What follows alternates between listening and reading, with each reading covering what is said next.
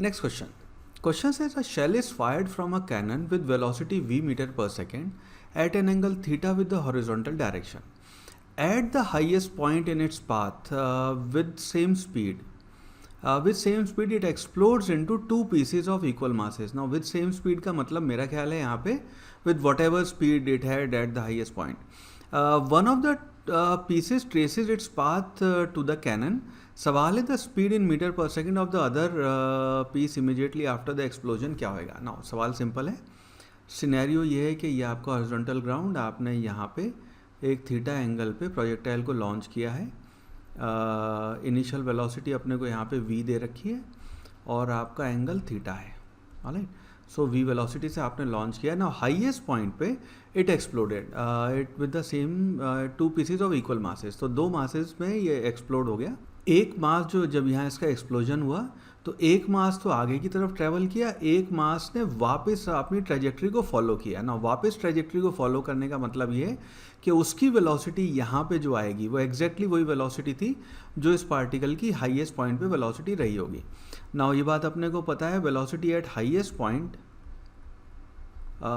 Point पे जो आपकी वेलोसिटी होती है उसको आप लिखते हैं v कॉस थीटा. अगर इनिशियल वेलोसिटी v है तो ये यहाँ पे आपके 2m जो मास है उसकी वेलोसिटी ये रही होगी. तो एक पार्टिकल वापस जो गया सेम वेलोसिटी पे गया v कॉस थीटा पे. आगे वाला जो पार्टिकल है उसकी जो v डैश रही होगी उसकी वैल्यू हमें बतानी है. ना यहाँ पे क्योंकि आपका इंटरनल फोर्सेस के वजह से यहाँ पे आपका बॉम्ब ब्लास्ट हुआ है, एक्सटर्नल फोर्स यहाँ पे ज़ीरो है आपके एक्स डायरेक्शन में. तो इसका मतलब ये है कि हम यहाँ पे मोमेंटम कंजर्व कर सकते हैं. तो initial momentum will be equal to final momentum. अगर इसका मास हम 2m मान ले इनिशियली, तो इनिशियल मोमेंटम होएगा आपका 2m multiplied by v cos theta will be equal to final momentum. तो इसका जो फाइनल मोमेंटम आ गया तो that will be equal to m multiplied by minus v cos theta, because ये आपकी direction opposite minus i cap में i, plus आपका जो दूसरा मास है m multiplied by v dash.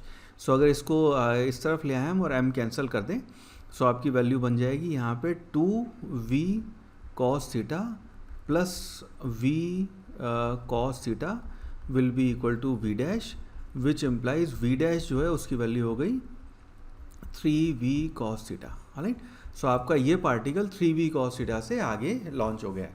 So that means option number 2 3v cos theta would be the right answer. I hope ये solution आपको समझ में आया.